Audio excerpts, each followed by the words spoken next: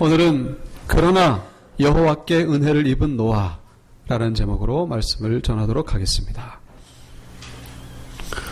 오늘 우리가 읽은 이 창세기 6장은 우리가 잘 아시는 그 노아의 홍수 심판 기사가 나오는 그런 장입니다.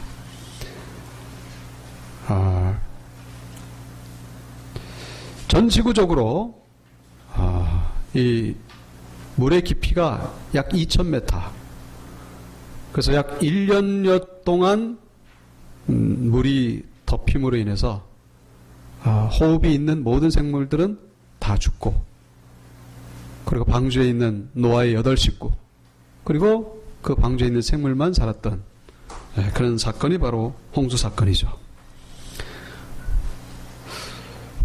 우리가 이 시대에 이 홍수 심판에 대한 기사를 묵상해야 되는 이유는 무엇입니까? 바로 이 홍수 심판은 종말을 당한 우리에게 예고편이 되기 때문이라는 거예요. 그리고 또한 우리에게 경고의 메시지를 주기 때문이라는 것이죠. 이 사건은 다시 일어난다는 것입니다. 그러니까 예고편이 이 정도면은 본편은 어느 정도이겠는가 하는 것이죠. 하나님의 심판입니다. 특별히 하나님의 교회가 이 세상과 섞이기 시작할 때에 그때가 바로 하나님의 심판 날이라는 것을 오늘 본문을 통해서 또 성경 전체는 계속해서 우리에게 말씀해 주는 것을 볼 수가 있습니다. 그래서 이 6장, 7장, 8장, 9장까지 노아 홍수인데, 오늘 우리가 읽은 본문은 이 홍수의 원인에 대해서, 심판의 원인에 대해서 말씀하고 있습니다. 왜 심판을 당했는지 1절에 보시면은 사람이 땅 위에 번성하기 시작할 때에 그들에게서 딸들이 났다라고 기록하고 있죠. 이 오늘 본문의 시점이 이 아담으로부터, 첫사람 아담으로부터 약 그 1600년이 지난 시점입니다. 그러니까 성경에 나오는 그 인물들 나이가 나옵니다만은 그 나이를 다 계산해 보면은 아담으로부터 약 1600년이 흘렀습니다. 그러니까 아담과 하와 두 사람이 아이를 낳으면서 1600년이 흐른 거예요. 그것도 평균 수명이 약 800세, 900세 되는 사람들이 1600년 동안 자녀를 낳았으니까 이 참 얼마나 많겠는가 하는 것이죠. 어떤 학자들은 지금보다도 더 많았다라고 그렇게 얘기까지 합니다만은 어쨌거나 많았던 것은 사실인 것 같습니다. 그 가운데에 이 딸들이 났다는 것이죠. 물론 딸들만 낳겠습니까? 아들도 낳겠죠. 자, 그런데 이제 2절에 보면은 하나님의 아들들이 사람의 딸들의 아름다움을 보고 자기들의 좋아하는 모든 여자를 아내로 삼았다라고 기록하고 있죠. 자, 1절과 2절은 이 심판의 어떤 그 징조, 심판의 출발을 암시한다라고 말할 수 있는데, 한글 성경에서는 잘 구별이 없습니다만은 그 히브리 원어 성경에 보시면은 1절에 그 시작한다라는 단어가 나옵니다. 시작한다. 이 시작이라는 단어가 할랄이라고 하는데, 이 할랄의 또 다른 뜻이 더럽혀지다는 뜻이 있습니다. 더럽혀지다. 그러니까 이 더럽혀지다는 단어를 넣어서 다시 해석을 해보면은 사람의 땅 위에서 더럽혀지는 것이 더욱더 증가할 때에 그렇게 되는 것이죠. 이 더럽혀짐이 아주 증가해졌습니다. 이전보다도 더욱더. 그 더럽혀짐이라는 게 하나님 앞에 여러 종류의 죄악을 얘기를 하겠죠. 그 가운데에 딸들이 났다는 것입니다. 왜 아들은 언급을 안 하고 딸을 얘기를 하는 것일까? 이 딸을 2절에 보면은 하나님의 아들들이 취하게 됩니다. 그래서 이 딸이 누구인지 알으려면은 먼저 2절에 나오는 하나님의 아들이 누군지를 알아야 됩니다. 자, 사람이 많아졌습니다. 근데 그 속에서 이 하나님의 아들이 사람의 딸들을 취한다는 것이죠. 이 학계에서는 이 하나님의 아들에 대해서 보통 세 종류로 해석을 합니다. 첫째는 이 왕과 귀족이다. 그 둘째는 하나님의 아들이 천사다. 그리고 세 번째는 이 5장에 보시면은 이 셋의 후손. 셋이 누굽니까? 아담과 하와가 낳은 아들이 가인과 아벨이잖아요. 근데 가인이 아벨을 쳐 죽이고 죽은 아벨 대신에 하나님이 주신 자녀가 바로 셋이지 않습니까? 그러니까 셋은 이 아벨을 잇는 그 아들입니다. 경건한 아들이죠. 가인은 하나님의 은혜를 저버린 자고, 셋은 하나님 앞에서 예배드리는 경건한 자를 대변한다고 할 수 있습니다. 그러니까 이 하나님의 아들은 천사가 아니라 이 그 셋의 후손을 얘기를 하는 것이다. 경건한 자손을 얘기를 하는 것이다. 이렇게 세 가지로 봅니다만은 저는 개인적으로 세 번째를 지지하고 세 번째를 동의합니다. 자, 이 첫 번째 이 왕과 귀족이라고 하기에는 아직 왕이라고 하면 나라가 있어야 되는데 이 나라는 11장 바벨탑 사건 이후에나 생깁니다. 그러니까 왕과 귀족은 아예 언급할 가치가 없고, 두 번째 이 하나님의 아들이 바로 천사다. 그렇게 얘기하는 분들이 꽤 많습니다. 의외로 많아요. 그래가지고 이 하나님의 이 천사들이 사람의 딸들과 결혼해가지고 낳은 자식들이 거기 4절에 보면 네피림이다. 네피림이 바로 거인이다. 걸리버 여행기에 나오는 그런 거인이다. 그래가지고 지금도 뭐 인터넷 동영상 보면은 그 골격, 뼈, 유골 뭐 이런 거 다 보이는데, 그러면서 이제 거기에 심취해 있는 그런 모습을 볼 수 있습니다. 저는 이제 그 인터넷 그런 동영상을 보면서 이거 마치 UFO 선전하는 것 같은 그런 느낌을 저버릴 수가 없었습니다. 대부분이 조작된 사진들입니다. 그러니까 잘못된 정보들이 막 흘러다니고 있는 거예요, 인터넷에.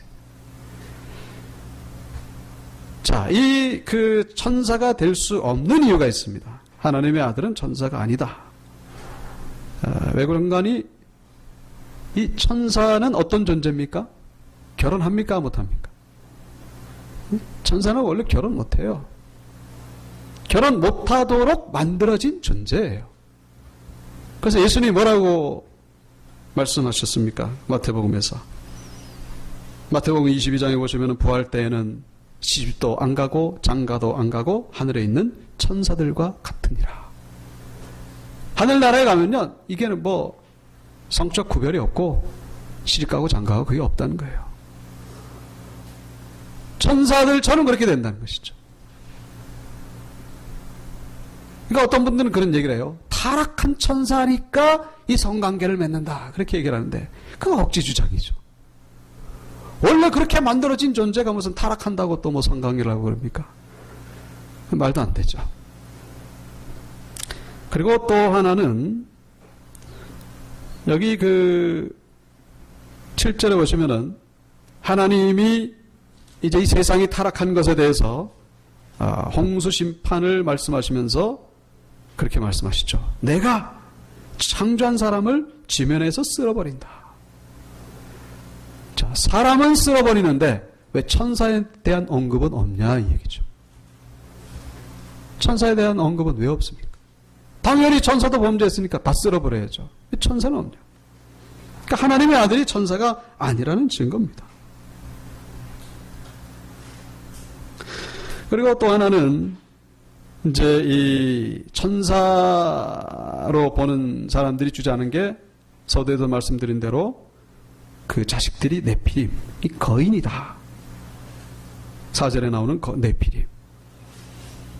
그런데 민수기 13장 33절에 가보면은 거기에 또 네피림이 등장하는데, 거기서 네피림 후손인 아낙 자손의 거인들을 보았나니 우리는 스스로 보기에도 메뚜기 같으니.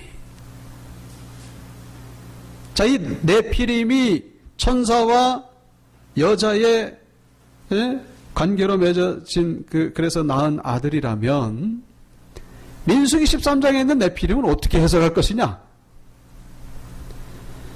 창세기 6장은 그렇다 치더라도 민수기 13장은 뭡니까? 이미 홍수심판으로 완전히 다 쓸어버리고 노아의 8식구만 남은 이후에 벌어진 사건입니다.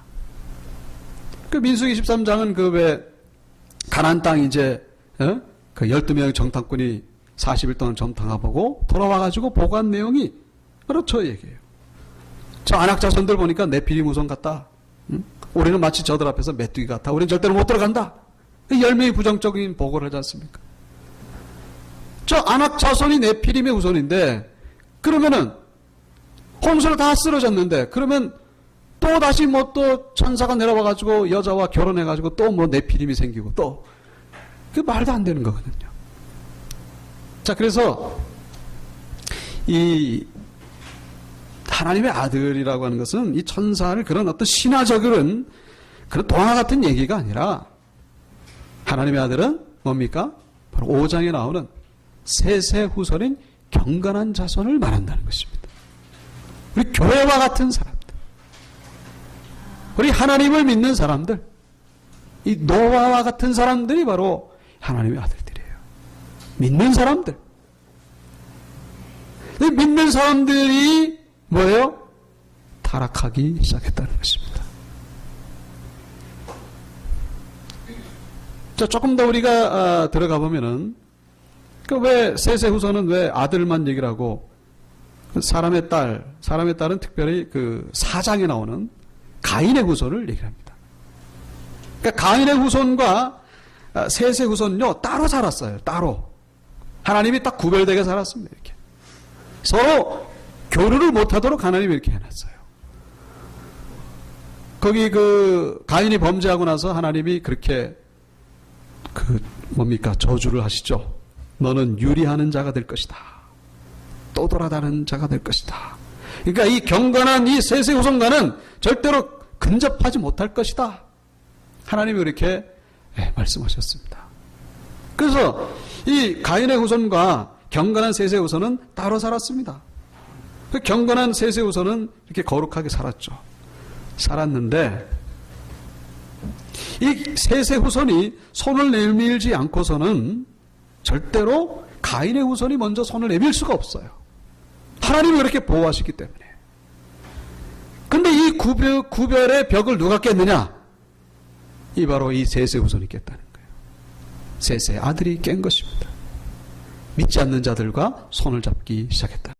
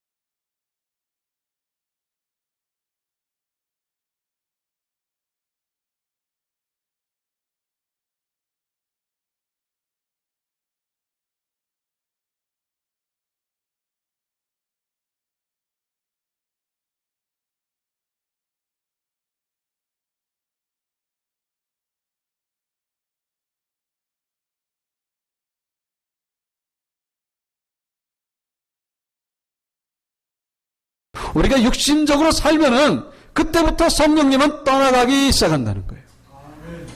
우리가 밭사르가 돼버리면은 우리의 생각하는 바, 우리의 계획하는 바, 우리의 말하고 우리의 눈에 보는 거 모든 것들이 육신적으로 돼가면은 우리 안에서 성령이 떠난다는 거예요. 이스라엘 초대왕 사울 왕이 참 처음에 시작할 때는 좋았는데 하나님 앞에 범죄하기 시작하면서부터 어떻게 됩니까? 성령님이 떠나시잖아요. 성령님이 떠나게 되면 어떻게 됩니까? 그 안에 악령이 들어오기 시작합니다. 여러분, 성령이 떠나고 악령이 들어오면 어떻게 됩니까? 우리의 삶이 힘들어지는 거예요. 밥을 먹어도 먹은 것 같지 않고, 잠을 자도 잠은 것 같지 않고, 쉬어도 쉰 것 같지 않고, 몸이 그렇게 무거워요. 천근만근. 혹시 그런 분 안 계십니까? 하나님 옆에서 이 영적인 진단을 해보시기 바랍니다. 내 영이 범죄하면은 무거워지는 거예요. 내 안에 점점 세상의 영이 들어오고 악령이 들어오고, 그래서 하나님의 이 음성, 나의 영이 영원히 사람과 함께하지 않을 것이다. 이는 그들이 육신이 되기 때문에 점점 육신이 육신화돼 가는 거예요. 육신화돼 가는 거예요. 영에 속한 사람이 아니라 육에 속한 사람이 되기 때문에 온갖 영이, 세상의 영이 들어와가지고 나를 힘들게 하는 거예요. 나를 분열시키고, 나를 골치 아프게 만들고, 짜증스럽게 만들고, 분노가 내 안에서 일어나고, 두려움과 근심과 걱정과 염려 가운데에 빠지게 되고, 내가 하기에 달려있다는 것입니다. 하나님 원망하지 마세요. 내가 지금 어떻게 사느냐에 따라가지고 내 안에 영을 결정한다는 것입니다.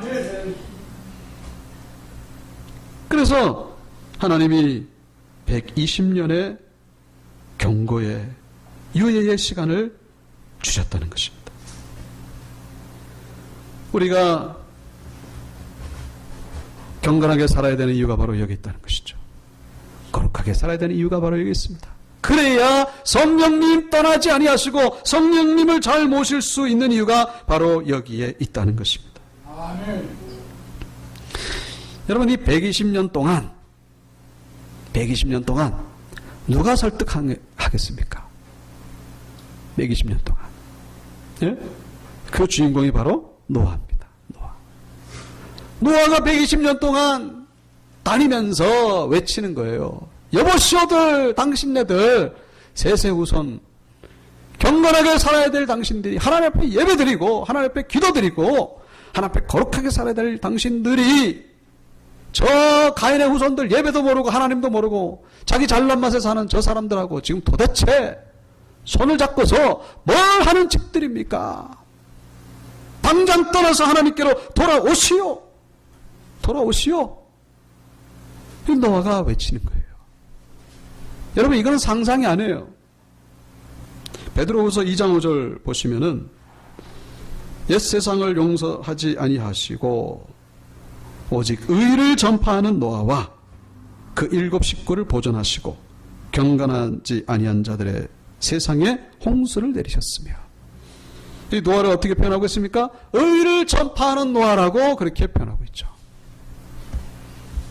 왜 의를 전파하는 노아라고 했겠습니까? 이 120년 동안에 그때 이 하나님은 노아를 통하여 말씀하셨다는 것입니다. 120년 뒤에는 다시 하나님의 심판이 올 것입니다. 심판 올 것입니다. 그때가 또 공교롭게도 무두셀라가 죽는 해에 노아 홍수가 임합니다. 그 무두셀라의 이름도 그런 뜻이잖아요. 그가 죽으면은 그 후에는 심판이 올 것이다. 무두셀라 이름의 뜻이 그것입니다. 하나님은 이 모양 저 모양으로 심판을 면하도록 예고하셨어요. 경고하셨어요. 그럼에도 불구하고 죄를 버리지 아니하고 죄 가운데 머물다가 결국 심판을 당하게 된 그런 모습을 오늘 본문을 우리에게 보여주고 있는 것이죠. 사랑하는 성도 여러분, 이 노아의 음성을 들을 수 있기를 축원합니다. 노아의 음성에 귀를 기울이시고, 그리고 귀를 기울일 뿐만 아니라 우리가 그렇게 전하는 자들이 되어야 될 줄로 믿습니다. 우리가 전해야 되는 거예요. 지금 이제 물의 심판이 아니라 불의 심판이 지금 기다리고 있습니다. 곧 이제 오고 있습니다. 그것을 위해서 우리는 전파해야 된다는 거예요. 먼저 그 말씀을 듣고 우리는 그 말씀 복음을 전해야 된다는 것입니다. 이 세상은 네피림이 판을 치고 있어요. 네피림이. 여기 4절에 나오잖아요. 당시에 네피림이 있었고 하나님의 아들들이 사람의 딸들에게 들어와 자식을 낳았는데 그들은 용사라, 고대의 명성 있는 사람들이었더라.